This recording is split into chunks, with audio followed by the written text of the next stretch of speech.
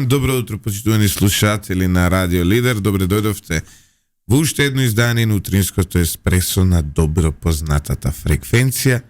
Ово утро со мене е Драган Милосављевиќ. Добро утро, Драган. Добро утро. Добро ве нашол. Добро ве нашол. Добро ве најдов. Добро ве најдов. Драган, како си вака ти од вечер на утро? Радиш ујутро, радиш увечер. Нема одмора док трае обнова. Значи многу да бидам искрен, тешко малце. Пошли навечер имате до никое време емисија. Како е сезона без Горан? Па, добро е. Јас сум генерално ноќен човек, тоа не е некоја тајна и не многу уживам во тој период од денот, но односно на ноќта практично. Но и овој дел, утрината и изутрината има собствен шарм, би рекол. Собствена убавина, дефинитивно се чувствува животот на еден поинаков начин, поинаква фреквенција во секој случај. Што да кажам, понатаму човек се навикнува на се, па и на станување наутро. Добро, мене ми треба неколку години. Да, и након 15 години ти буде боле. Да, и за 15 години ќе ти биде подобро, да. Подобро, да. Добар пристап кон бидувањето подобро. Драган, да. Главна тема денеска и во наредните 2-3 дена е тоа што унгарскиот премиер Виктор Орбан доаѓа во Македонија заедно со цела влада практично, ќе бидат во Охрид. Главна тема е, меѓувладината соработка и соработката помеѓу Унгарија и меѓувладина конференција, така му доаѓа тоа. Да. Што е интересен концепт. До сега сме правеле главно со соседните земји. Унгарија е соседна преку една, така му доаѓа. Не баш соседна земја. Преку една. Мислам дека е добар избор Охрид, искрено. Тоа ми падна во очи. Ако беше во Скопје, чисто од практични причини зборувам за нас, со таква делегација, Скопје ќе беше целосно блокирано веројатно 2 дена. Вака со Охрид мислам дека го неутрализираа тој момент. Некој моја мислат охриѓени. Па добро, туристичката сезона веќе е завршена, ги извадивме и органите. Се тргнавме од плажите, така што за Охрид тоа е добро, затоа што ако во Скопје ќе беше блокиран цел град доколку беше тука цела оваа делегација со обезбедување и протоколи, во Охрид не е баш така, затоа што во Охрид сепак градот ќе може да се движи и не е оптоварен за разлика од Скопје. Како и да е, принципот ми се чини добро избран. Но она што е поважно е суштината. Да, дај да ги оставиме овие собраќајни прашања. Баш така. Зошто? Ова е многу логично прашање. Гледаме дека Унгарија подолго време е заинтересирана за случувањето во Македонија. Огромен пријател, не поддржува во европските интеграции, не поддржува во НАТО интеграциите. Имаме добар бизнис меѓу себе во делот увоз-извоз. Имаме ситуација во која Унгарија се секири за демократијата во Македонија, па му дадо азил на поранешниот премиер Никола Груевски. Откаде тој толкав фокус на Унгарија кон Македонија? Па тоа е одлично прашање, но одговор би требало да го бараме во Будимпешта, но логиката е дека Унгарија виде партнер во Македонија, можеби од обострана корист апсолутно. Проблемот е сега да не се правиме наивни, политиката на Унгарија сите овие години наназад е според некои европски стандарди специфична. Меѓутоа, моје лично мислење дека реално најголем дел од граѓаните, веројатно и од политичарите во Европа се согласуваат со тоа што премиерот на Унгарија Виктор Орбан го зборува, само што не сакаат да го кажат и тие јавно, тој собрал храброст да зборува отворено за некои проблеми, особено за имиграцијата, за пристапот кон можеби конфликтот меѓу Украина и Русија и така натаму. Меѓутоа, ајде тој дел да го ставиме на страна. Зошто со Македонија, зошто да не? Јас прашував неколку пати представници на актуелната влада, зошто да не? Заедничкиот интерес никогаш не бара некакви особени причини. Едноставно, имаме ние корист, имате вие корист, ајде да работиме. Така што за мене е очекувано и оваа меѓувладина конференција да го потврди токму тоа. Дека едноставно се создало веќе пријателство кое што е корисно за двете земји, особено од економски аспект, и кое што може да даде резултати. Сега, да, нормално има душчегризници што ќе зборуваат, па зошто баш со Орбан и така натаму. Унгарија е во Европска унија. Унгарија е во НАТО. Тоа е фактичка состојба, тоа е реалност. Да, Виктор Орбан зборува отворено дека го поддржува Доналд Трамп. Дали тоа исправно нека мисли тој, меѓутоа што со тоа? Секој има право да поддржува некого. Директниот избор дека да, дефинитивно ја поддржуваме републиканската опција на изборите во САД, а некој може да му биде, не знам, сомнително, но во пракса не значи ништо, па и ако не се лажам, и од овдека одат такви фреквенции дека Доналд Трамп е за нас подобар избор. Сега, со Америка никогаш не знаеш. Да. Ако сме реални, суперсилата има своја логика, свој правила на игра, секогаш треба да бидеш внимателен, меѓутоа, ајде, ние сме влезени во приказната. Овдека е битно, ми се чини парите. Унгарија не излезе во пресрет. Да не заборавиме. Македонија е држава во економски колапс. И Унгарија излегува и вели добро, ќе ви дадеме 500 милиони евра да ги употребите како што вие мислите. Со одлична каматна стапка, одлични услови, се враќаат, не знам, 15 години, тамо со грес период 3 години и така натаму. И сега што? Тоа е суштината. Ви даваме пари, искористете ги, и ние тука треба да бараме влакно во јајцето, ама што за Орбан рекол, не знам каде, не знам што. На кого му е гајле? Не сме премногу мали за да учествуваме во тие геополитички игри. Орбан се покажува како, нели, него на Запад го квалификуваат како радикално десен лидер, но од друга страна на Запад и детектираат дека не можат без него. Очигледно. Знаеш. И сега, он е во една прилично добра состојба, особено ако видиме какви резултати има дадено на својата земја. Неговиот економски модел ја прероди Унгарија. Во Унгарија не е како што сакаат да прекажуваат дека има, нели, кој знае какви проблеми со демократијата, не е сосем обратно. Унгарија е демократска држава. Орбан е демократски лидер, избран на избори со легитимитет. Идеалите што ги има, не ми одговараат ни мене, не верувам во тој концепт, нели? Неговата христијанска демократија, но дали покажува економски резултати? Покажува. Вредностите, дали можеби на некој не му се допаѓаат? Можеби не му се допаѓаат. За неговите идеали, како што велиш, и вредности одговара пред унгарскиот народ. Не одговара пред мене, да. Апсолутно. Ако тие 10 милиони луѓе или колку се во Унгарија решиле дека тој треба да ги води, што сега? Дали представува Орбан геополитички проблем? Не представува. Не. Тој... Па Унгарија не е во конфликт со никого реално. Да. Ниту прави некакви проблеми во Европа. Едноставно има различен поглед од остатокот од Европа во однос на миграцијата. И Фицо во Словачка, Роберт Фицо има сличен, ајде да речеме. Различен поглед кон миграција. Различен поглед кон, не знам, ЛГБТ заедница. Но далабински Унгарија е демократско општество.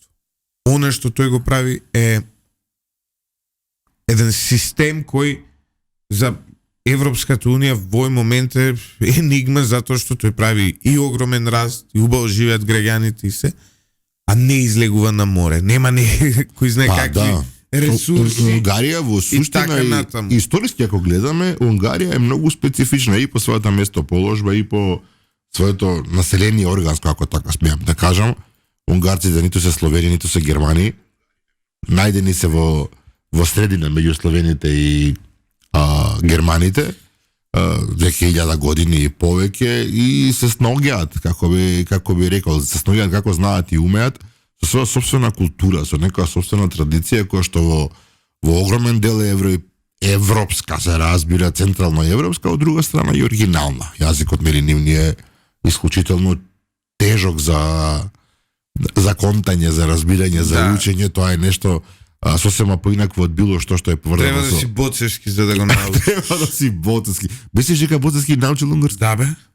Зборува веќе? Па разбира. Не, за јазици е мања. Да. Ференц Варош нешто. Кечкемет, Будапест. Оденже. Јас швалер знам како се вика на унгарски. Интересен јазик. Но геополитичкото влијание на Унгарија очигледно се шири на како се вика на југ, односно кон Србија, кон Македонија, кон Грција. Зошто? Кон Хрватска, кон Словенија. Па зашто им се може, затоа? Не затоа што им се може, затоа што види, економски, геополитички реално тие не можат да се надпреваруваат со Западот. Тамаравата. Да. Но гради пруга. Брза пруга која што ќе оди од Будимпешта до Солун, до Атина. Сега. Од една страна тоа геополитички со Западот, сега имаш Велес или Германија, па дури Чешка е далеку поголема држава. Полска Полска е многу поголема. Полска е многу поголема, Чешка не толку. Од друга страна на исток имаш во момент хорди.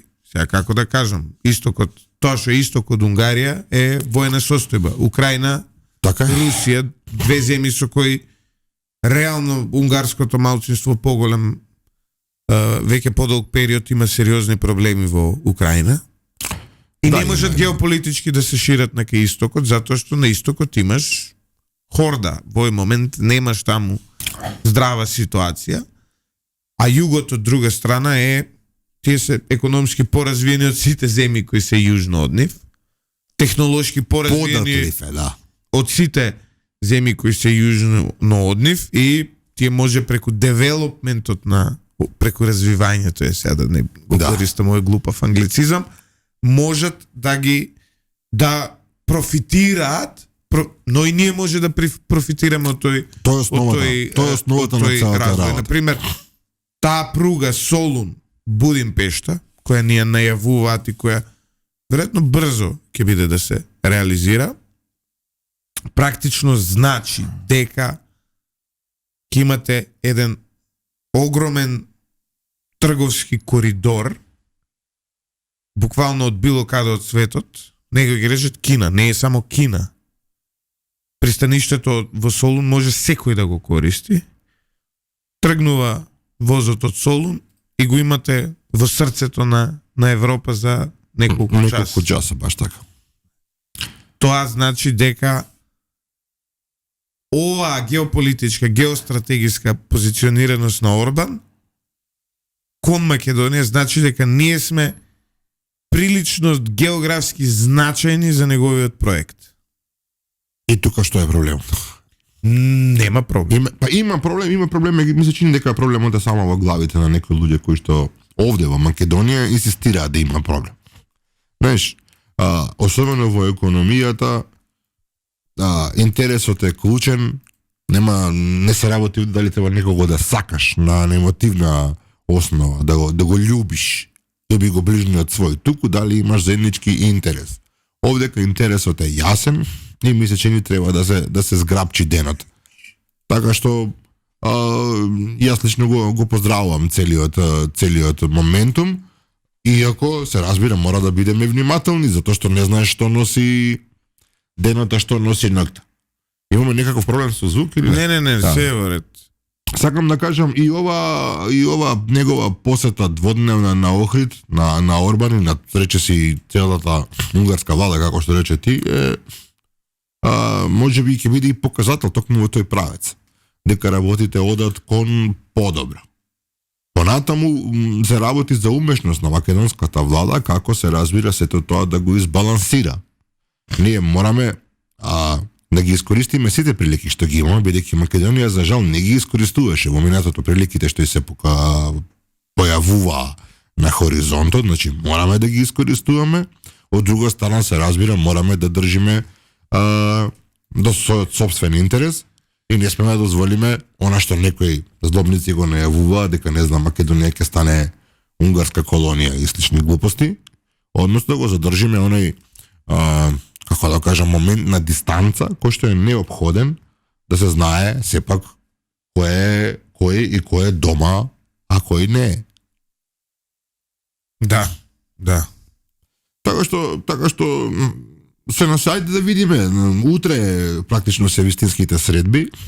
Утре и меѓувладината, утре и тета средбата на Мицкоски со Орбан. Ова претходно мислам дека се повеќе или помалку посети на знаменито осетени за Охрид. Искрено, јас колку што разбрав, може би грешам, ќе има една пресконференција од целата приказна, нема многу простор за новинарите тука да се истакнат, повеќе ќе бидат кулуарски разговори, повеќе ќе биде дознавање што е случувало за затворени врати, меѓутоа ако е таков концептот, молам. Битно е што ќе излезе како конечна приказна од сето ова. Да. Да. И така, ќе биде интересно. Само што ќе се изнаслушаме глупости од меѓувреме и некој ден потаму Добро, демократија апсолутно е важна работа. Таков концепт е. И сега во демократија секе слушнеш, работа е колку имаш талент да процениш. Молам за коментар за одвојувањето на Македонија и Албанија од преговарачкиот процес кон ЕУ. Видете. Прво, Илија Стиповиќ. Значи, прво, доколку ЕУ сака да ја дестабилизира Македонија, треба да го направи ова. Да ги одвои? Да. Ова говори дека ЕУ нема добри намери со нас. Јас сега ќе бидам искрен. Затоа што ти во Македонија имаш 20% албанци кои сега ќе речат ние ќе одиме во Европа преку Албанија. Па добро, не сум сигурен и дека е така. Некој може да го стимулира иредентизмот со ова. Ова е доказ дека нашиот добробит во Брисел не им е важен. Тоа е прва работа. Втора работа. Ние треба да се засрамиме од самите себе си, затоа што по 7 години владење на Зоран Заев дојдовме во ситуација од најразвиена земја во регионот, која беше на ранг на Хрватска. Србите ни завидуваа пред 7 години. Црногорците ни завидуваа пред 7 години. Албанија беше позади нас пред 7 години. Нас сега, ние сме во ситуација да, ако останеше уште една година СДС, нас ќе не претекнеа Босна и Косово. Сега мислам дека Босна може и не има претекнато, не знам, но сега мислам дека малку ќе отидат работите во друг правец, а Албанија не претекна одамна.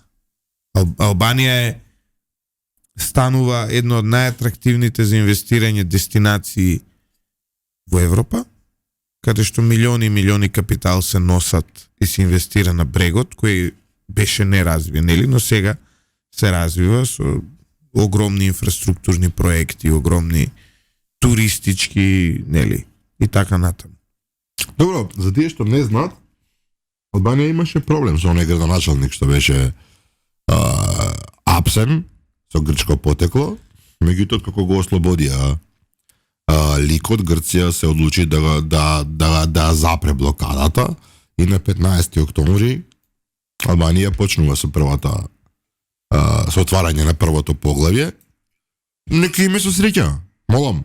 Од друга страна, нашиот проблем воопшто не е, и тоа сите го знаат, од некоја природа што е поврзана со не знам, неисполнување на обврски, реални обврски, кога мислам на обврски, мислам на реални обврски, туку се работи за блокадата од Бугарија, која што е најблаго кажано ирационална, а Европската унија, поточно Брисел, не нашло или не сака да најде механизам сега да ја спречи Бугарија во оваа глупава блокада.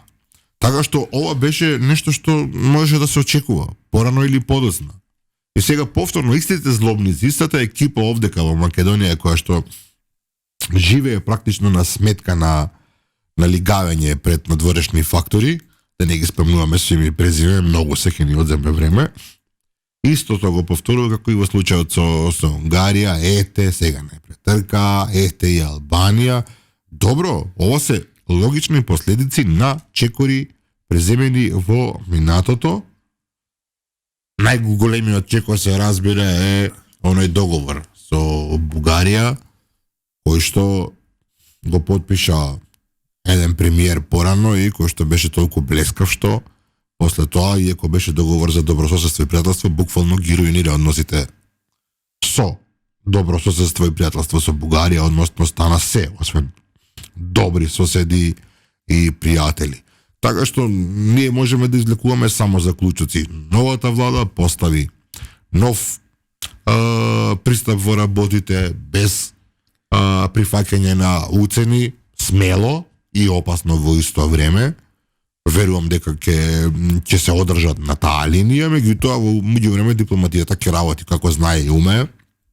Од една страна на можеби тивка вода брег рони да најде начин да се спушти топката со Бугарија на принципијална основа, а од друга страна да се притиска и да се кажува нашата вистина на секаде низ Европа, со надеж дека во даден момент ќе поработат рационалните сили и ќе излеземе од оваа дупка. Албанија нема проблем како нас. Албанија имаше ад-хок проблем со еден човек. Може замислиш, државата беше блокирана и тоа покажува колку е лудо се во овој наш свет.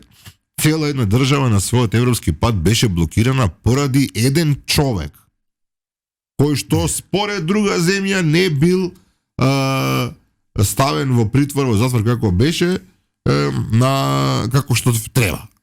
И сега тука за која рационалност да зборуваме? Албанците излегува во тој момент практични, односно сега излегува практични и еве добиваат резултат. Лудо е да ги споредуваме двете работи. Македонија има проблем со Бугарија, кој што е од сосема друга природа. Бугарите викаат нема Македонија, како да ви кажам, вие сте бугари, имате бугарска култура, бугарски идентитет, бугарски јазик и ајде прифатете го тоа. Не е што вика дека имате, него ајде прифатете го тоа, има да го прифатите тоа. Има да се намачкате со зелено желе и да излагате по улици и да викате да, така е како што кажуваме ние во Софија. И тука со тој момент имаме многу подлабок проблем од колку што имаше Албанија. Така што глупаво е да некој да се сити на оваа работа. Трагичен е целото случување е трагично. Мислам во какви времиња живееме. Дали сега ние можеме да правиме реминисценции, Златев, дали беше правилно ние да почнеме со европските преговори многу порано да побаравме пристапно членство, некако проблемот со Грција поинаку да се одвиваше, меѓутоа тоа ќе не значи ништо. Тоа што било и не може да се врати, мораме да гледаме во еднината. Еднината повторно е на крајот на краиштата како да направиме од нашата земја поубаво место за живење, како да направиме повеќе пари, како да направиме повеќе слободи, па и за овие легавите што галамат, да можат да галамат со цело срце, да можат да зборуваат, да кажуваат што сакат, меѓутоа и секој друг да може да си го искаже своето мислење во амбиент каде што нема да се чувствува застрашен, нема да се чувствува блокиран, каде што сега ова не се само фрази, каде што нема да му се бара мито и корупција за се живо и диво, каде што ќе може слободно да дише, ако сака да си оди, ќе си оди, ако сака да остане, да му се овозможат услови да остане, да му се овозможи подобар квалитет на живот, од подобра работа и така натаму. Ако успее во тоа владата, мислам дека овие други приказни стануваат и релевантни. Да. Реални да бидеме. Нема да цветат рози. Ајде да направиме, Драган, една кратка пауза за реклами, па после сакате да се вратиме на Унгарија, сакате ќе отидеме со други прашања. Ајде. Се враќаме назад во студиото на Радио Лидер со мојот гостин од ово утро, Драган Милосавлевиќ. Орбан го изанализиравме, ќе видиме какви ќе бидат владините одлуки на темава, ќе направиме и за тоа една посебна анализа. Добро, меѓу време се случува уште една многу важна работа. Председателката Гордана Силјановска Давкова денеска зборува во Обединетите нации. Да, денеска е Попладне е говората. како се вика? Денот Д. Денот Д. Да. Добро.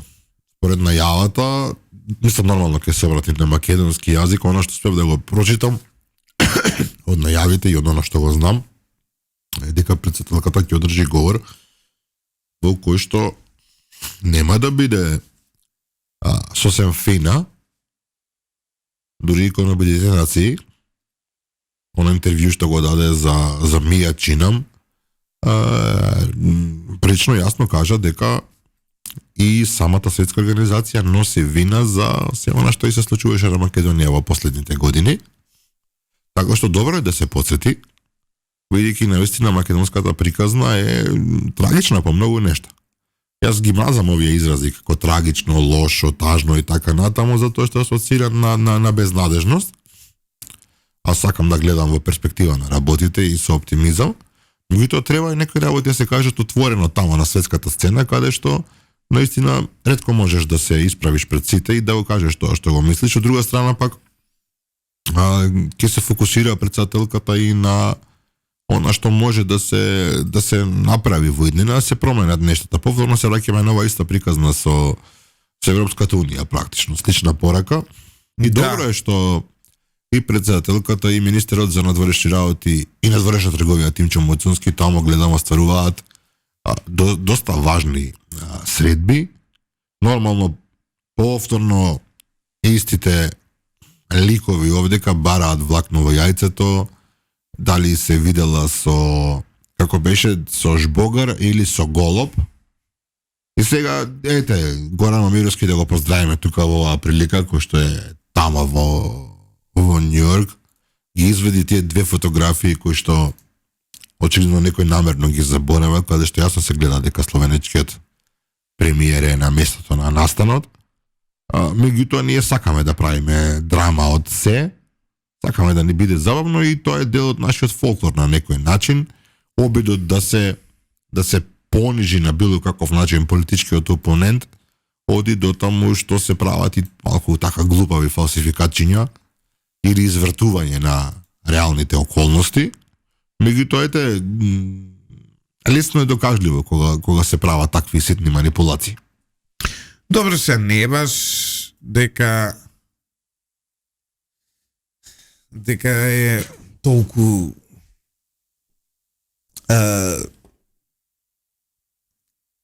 нема вина тука и кабинетот малце на председателката, затоа што ударно беа сликите со жбогар, а горе се кажува Да, добро. голуб. Сега да бидеме вака искрени. Тука им недостасува веројатно експедитивност во вршењето на работата. Она техникал парт. Они Они суштински се одлични. Но технички Горан да Момировски е супер, но технички малце треба да се. И смеме ли да го пофалиме ака Горан Момировски? Добар дечко. После толку години работа со него, можам да кажем дека се работи за Дека председателката е способен во човек, сигурни рај.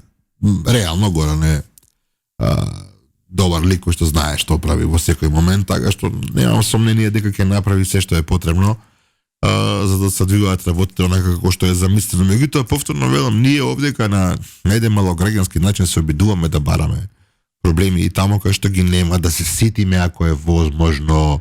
Да не забораваме, и претходно имаше ситење кон другите. Кој со кого се сликал една секунда, кој застанал се поздравил. Тоа е нормално изгледа за нашиот политички амбиент и молам, поважно е тоа дека таму се оди, таму се прават средби, важни средби, ако си паметен, важни средби на кои што се договараат проекти, на кои што се договараат работи кои што се добри и за македонската држава и за тоа што е counterpart или како се нарекува од другата страна на столчето. И мислам дека и Тимчо Моцунски и председателката во случајот добре вршат својата работа. Њујорк е место каде што наистина во септември се собира целиот светски крем и тука се излекуваат на она што може да се излече како корист. Иако јасно е дека главната приказна е многу далеку од нас. Главната приказна е се разбира на релација Русија, Украина, Америка. Зеленски, нели, одржа еден говор тамо. Лавров мислам дека допрва треба да го каже своето. Джозеф Бајден го одржа својот последен говор пред Обединетите нации како председател. И реално работите се насочени да се види што ќе се случува понатаму. Повторно Русија звецка со оружје. Вчера излезе со на амандмани на нуклеарната доктрина, не знам дали го следеше тоа. Добро. Владимир Путин, што ги менува работите во правец на тоа дека Русија се зема за право со тие амандмани на нуклеарната доктрина да изврши нуклеарен напад ако дознае дека во одреден момент започнува масовен напад врз нејзина територија со голем број на ракети и на дронови, што нели повлекува сосема поинакви правила на игра. Всушност ова е порака до Западот да не им даваат ракети со долг дострел на украинците, што пак е дел од планот на Владимир Зеленски за планот за победа, како што го нарекува, да се принуди Русија да преговара за мир. Значи, мислам дека на тоа ниво сме навистина во една многу гадна ситуација. Светот веќе неколку месеци е на оди по жица кога се во прашање овие работи, бидејќи додека се блефира од една или од друга страна, не знаете кој ќе изгуби нерви и ќе направи нешто што е понатаму непростливо. Да. Значи, нема играње за тие работи. И мене ми е помалку страф. Јас бидејќи ја следам таа тематика долго време и гледам како се развива, оди постојано од лошо кон полошо. Значи нема гледам и во Израел не цветаат рузи. То тамо е трагедија плюс, да. Али на Блискиот исток навикнати сме на овие слики, ама сега се во Европа, знаеш, тоа е малку по-проблематично, но има една тенденција дека мислам дека на крајот од денот, кога видовме оној инцидент у Полска која заврши ракетата и која веднаш Америка демантираше дека станува збор за Русија, беше јасно дека има координација помеѓу големите сили, што е добро. Секогаш и има. Тоа значи дека нуклеарна катастрофа во овој момент не ни е закана, иако мислам дека е крајно време сенилните старци како Владимир Путин, Джозеф Бајден, Доналд Трамп да се тргнат од политичката сцена и светот да го водат млади луѓе со малку поинакви погледи кон реалноста и кон она кон што треба да се движи планетата. Ова не е траекторијата дефинитивно. Добро, има тука еден друг момент, Златев. Луѓето кои што се номинално на власт, намерно велам номинално на власт, во суштина ја немаат таа моќ која што формално правно личи дека ја имаат. Сепак има структури во позадина кои што можат да пресечат и да блокираат некаков неумесен, нелогичен и катастрофален потек. Плюс тоа, факт е дека има црвена линија која што сепак постои. Значи, големите сили тајно одржуваат контакти до каде смее да се оди, до каде не смее да се оди, што е добро.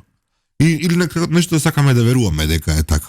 Знаеш, дека сепак некој гледа што се случува, контролира и нема да дозволи да дојде до преголема експлозија, затоа што на некои работи па нема враќање. Од друга страна, кога ќе го видиме цело ова зецкање со оружје на сите страни, како да кажам, човек го фаќа помалку така неубаво чувство. Но да се вратиме на македонски терен. Многу се зборува за Дуи, за нивната најава за дестабилизација на Македонија. Многу се зборува за дали се расклимува владината коалиција меѓу Вреди и ВМРО-ДПМН нивната коалиција. Јас вчера имав една анализа со почитуваниот Лјузин Фаризи, наистина убаво ги објасни работите од перспектива на млад албански интелектуалец, кој што и мене ме смирува на некој начин дека всушност она што тој го најавува и го прави сепак се само блефови со кои што се обидуваат да останат релевантни на политичката сцена и ништо повеќе од тоа, додека вреди со сите мали недостатоци покажува политичка трезвеност Да. и знае да одигра како што треба. Да, секогаш ќе се појави некој снопче кој што ќе каже некаква изјава со која што ќе испровоцира, да потоа ќе се јави таравари и ќе смери. Да. Значи сакам да кажам, зрелоста на политичката сцена е веќе видлива и тоа дава резултат. Драган, да се вратиме на крајот повторно на посетата на Орбан и да завршиме оваа емисија. Ајде. Значи, ова е интересен факт, сега го прочита. Оваа посета на Орбан доаѓа по цели 11 години. Добро. Последен пат бил во 2013 година во официјална посета на земјава, кога е одликуван со орден 8 септември за исклучителни заслуги за развивање и зацврстување на пријателските односи и миролюбивата соработка помеѓу Македонија и Унгарија. Орбан доаѓа во Македонија по цели 11 години. За кредитот, заемот кој ќе биде, нели, огромна помош за македонската економија, ќе се повлече во една транша, рокот на отплата е 15 години со вкупен грејс период од 3 години, а каматната стапка е фиксна и изнесува 3,25%. Некој пронаде дека тоа не чини. Значи, Ти разбираш економија повеќе од мене, сигурно. не, објасни ми на слушателите. во денешни услови, кога каматните стапки по ковид пандемијата се, нели, прилично подигнати, сега ги спуштаат полека, затоа што мора да се спуштат за економиите да функционираат. Со високи каматни стапки не може да има инвестиции. Мора да земете од негде кредит за да, нели, направите некаква инвестиција, дали сте држава, дали сте компанија, sejedno е. Дали сте Кока-кола или сте Македонија или сте Гранапче, без кредит вие не може сериозно да го проширите вашиот бизнис, да направите раст. Еве сега ќе споредиме World Bank Interest Rate. На Светска банка. Да. Рейт 2024. 2024, да ја видиме годинашнава. Значи, еве, да видиме која е, нели, тенденцијата. Доколку земеме од Светска банка сега кредити, само секунда. Еве го, lending rates and fees. Само секунда. Чекаме со нетрпение. Па не можам баш да го најдам во овој момент, но ситуацијата е по оно што го имаме ние како случај. Еве да видиме Македонија, последниот кредит од, треба подетално да се истражува на порталот на Светска банка, немаме баш време сега. Кредит од Светска банка. Банка Македонија. Да видиме колку бил последниот кредит од Светска банка што сме го земале. Ево, банкометар МК има некаков сајт. Во овој момент испод 5-6, значи проценти нема теоретска шанса да земеме. И што е тогаш лошо во овој кредит?